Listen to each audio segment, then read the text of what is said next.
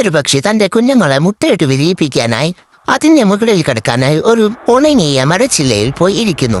അപ്പോൾ ആ മരച്ചില്ല പൊട്ടി താഴേക്ക് വീഴുന്നു. താഴേക്ക് വീണു പക്ഷി പറന്നു ചെന്ന് എത്തിയത് ഒരു സിമന്റ് കട്ടയുടെ ഉള്ളയിലേക്ക് തുളച്ചു കയറി. അവന്റെ തല സിമന്റ് കട്ടിന്റെ ഉള്ളയിലേക്ക് പോയി.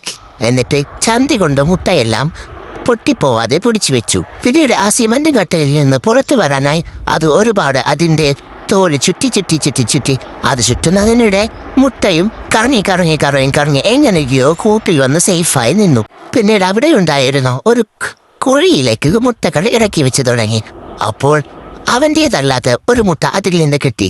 ഇത് കണ്ടപ്പോൾ ആ പക്ഷി സൂക്ഷിച്ചു നോക്കി. അപ്പോൾ ആ കുഴിയുടെ ഉള്ളിൽ നിന്നും ഒരു വിചിത്ര ജീവിയുടെ കൈ വന്ന് ആ കിളിയെ ഒരുപാട് തലനുവരുകം തല്ലാൻ തുടങ്ങി, കറക്കിയടിക്കാൻ തുടങ്ങി. പിന്നീട് ആ ജീവി അതിന്റെ മുട്ടയെടുത്ത് കുഴിയുടെ ഉള്ളിലേക്ക് തന്നെ പോയി. എല്ലാം കഴിഞ്ഞ് അവിടെ ഉണ്ടായിരുന്ന ഒരു ഇലയിൽ സേഫായി വെച്ച് കുഞ്ഞുങ്ങളെ വിരിയിക്കാമെന്ന് വിചാരിച്ചപ്പോൾ അവിടെ ഉണ്ടായിരുന്നു ഒരു പ്രത്യേകതരം ചെടി വന്ന് ആ മുട്ട മുഴുവനായിട്ട് വിഴുങ്ങി. ഇത് കണ്ട ആ പക്ഷി എങ്ങനെയൊക്കെയോ 2 കൈ ഉപയോഗിച്ച് വിടർത്തി വെച്ച് ആ ചെടിയിൽ നിന്നും മുട്ട പുറത്തേക്ക് എടുത്തു. പിന്നീട് അവനെ ആ ചെടി വിഴുങ്ങി. അവന്റെ ആ ചെടിയുടെ 2 കണ്ണുകൾ പറിച്ചെടുത്ത് അവൻ ആ ചെടിയിൽ നിന്നും വീണ്ടും രക്ഷപ്പെട്ടു. പിന്നീട് ഒരു മൈതാനത്ത് തന്റെ മുട്ടയുമായി വിശ്രമിക്കാമെന്ന് കരുതി അവൻ ഇരുന്നപ്പോൾ മരത്തിന്റെ മുകളിൽ നിന്നും ആ ചെടി വന്നു.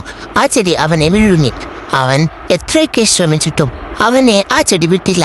അത് അവനെ അടിച്ചുകൊണ്ടേയിരുന്നു ആ പക്ഷി. പക്ഷേ അവസാനം ആ പക്ഷി അവന്റെ കണ്ണുകൊണ്ടും പോയി.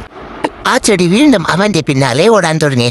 ആ പക്ഷി ഓടി അവനെ ഒരു കൊക്കയിലേക്ക് തള്ളിയിട്ടു. എല്ലാം കഴിഞ്ഞ് 1000 വളരെ ഇരുട്ടിയിരുന്നു. അവൻ മുട്ടയുമായി ചേർന്ന് കിടക്കാനായി തീരുമാനിച്ചപ്പോൾ മുകളിലത്തെ ചെടിയിൽ നിന്നും ഒരു കായ് അവന്റെ വായിലേക്ക് വീണു. അത് തിന്നതും അവൻ വേറെ ഒരു ലോകത്തേക്ക് എത്തിച്ചേർന്നു. അവിടെ ആ പക്ഷി മുള്ള ചെടികൾക്കിടയിൽ ആയി കുടുങ്ങിപ്പോയി. പിന്നെ അവനൊന്നും ചെയ്യാൻ കഴിഞ്ഞില്ല. നേരം രാവിലെ ആയപ്പോൾ അവന്റെ മുട്ട അവന്റെ അടുത്ത് തന്നെ ഉണ്ടായിരുന്നു.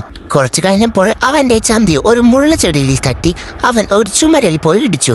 അപ്പോൾ ആ ഒരു പക്ഷി 2 പക്ഷിയായി മാറി. ഇത് കണ്ട് അവനാകെ ഷോക്കായി. ആ 2 പക്ഷികളും മുട്ടയ്ക്ക് വേണ്ടി അടിവെച്ച് അവർ 4 പിന്നെ 6 അങ്ങനെ ഒരുപാട് പക്ഷികളായി. അവർ എല്ലാവരും മുട്ടയ്ക്ക് വേണ്ടി അടിവെച്ച് കൊണ്ടേയിരുന്നു. അങ്ങനെ ഇരിക്കെ തള്ളപ്പക്ഷി എല്ലാവരെയും ഒരു ആനയെ കൊണ്ടുവന്ന് അതിന്റെ പക്ഷികളുടെ മുകളിൽ ആനയെ ഇട്ടുകൊടുത്തു. എന്നിട്ട് മുട്ടയും കൊണ്ട് വേഗം സ്ഥലം കാലിയാക്കി. അങ്ങനെ അവൻ ചെന്നെത്തിയത് ഒരു ഊഞ്ഞാൽ പോലുള്ള ചുമരമലാണ്. അവിടെ അവൻ മുട്ടയും അവനും ഉരുണ്ട് കളിച്ചുകൊണ്ടേയിരുന്നു. അവസാനം എങ്ങനെയൊക്കെയോ മുട്ട പൊട്ടാതെ അവൻ രക്ഷിച്ചു. എല്ലാം കഴിഞ്ഞെന്ന് വിചാരിച്ച് അവൻ സമാധാനിച്ച് നിൽക്കുമ്പോഴാണ് ആ ചുമരിൽ നിന്ന് മുട്ടകൾ തട്ടി അപ്പുറത്തെ മുള്ളുകാട്ടിലേക്ക് പോയി വീഴുന്നത്. ഇത് കണ്ട അവൻ വീണ്ടും ഷോക്കാവുന്നു. അവൻ അവിടെ ഉണ്ടായിരുന്ന ഒരു മുള്ളുചെടിയിൽ പിടിച്ച് തൂങ്ങി വലിഞ്ഞ് അവിടത്തേക്ക് ചാടാൻ ശ്രമിച്ചു.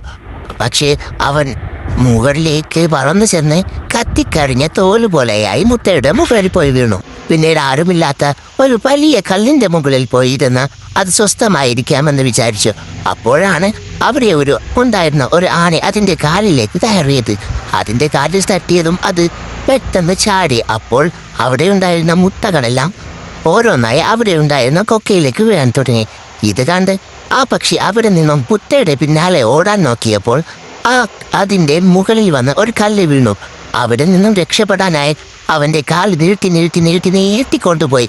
എത്ര തന്നെ നീട്ടിയിട്ടും കിട്ടുന്നില്ല. അവസാനം അവന്റെ കാല് ചുണ്ടുകൊണ്ട് കൊത്തിമുറിച്ച് അവൻ ആ മുട്ടയ്ക്ക് പിന്നാലെ ഓടി. എന്നിട്ട് അവന്റെ കാലുപയോഗിച്ച് ആ മുട്ടകളെല്ലാം എടുത്തു.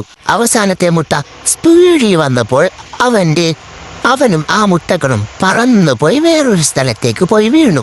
അവന്റെ ദേഹത്തേക്ക് മുട്ടകളെല്ലാം വന്ന് വീണു. ആ മുട്ടകൾ വീണ്ടും അവന്റെ ദേഹത്തിൽ നിന്ന് ഉരുണ്ടുരുണ്ട് പോകാൻ തുടങ്ങി. അവൻ അതിന്റെ പിന്നാലെ ഓടി ഒരു മരത്തടിയിൽ അവൻ തുളച്ചു കയറി. അവന്റെ തല മരത്തടിയുടെ മുകളിലായി ശരീരമെല്ലാം മരത്തടിയുടെ ഉള്ളിലായി. അതിൽ നിന്നും അവൻ ഉരുണ്ടുരുണ്ട് മരത്തടിയോടൊപ്പം ഓടാൻ തുടങ്ങി, മുട്ടകളുടെ പിന്നാലെ. അങ്ങനെ മരത്തടി ഒരു കൊക്കയിലേക്ക് വീഴാൻ തുടങ്ങി. അവന്റെ കഴുത്ത് അവൻ കൊക്കയിലേക്ക് ഇട്ട് കാലുകളെല്ലാം കൊക്കയുടെ വീയാതെ സൂക്ഷിച്ചു അവൻ പിടിച്ചു നിർത്തി. എന്നിട്ട് വലിയ നീണ്ടുപോയ കഴുത്ത് പിടിച്ച് എങ്ങനെയൊക്കെയോ കൊക്കയിൽ നിന്നും രക്ഷപ്പെടുത്തി.